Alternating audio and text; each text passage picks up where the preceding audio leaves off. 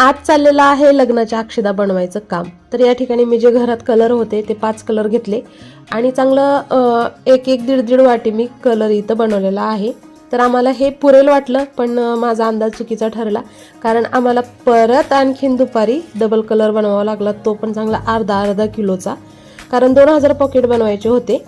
आणि इथं थोडंसं डेकोरेशन केलं, त्यावरती कलरचे आपले स्वस्तिक तांदूळ काढून घेतले छान असं. आणि आता हे आपल्याला मिक्स करायचं आहे. तर चिल्लर पार्टी आणि दीदी आणि आंटी आम्ही 6 जणी बसून इथं तांदूळ मिक्स केलेले आहेत. रीलही शूट केले, तर इन्स्टावरही बघू शकता आणि यूट्यूबवरही शॉर्ट.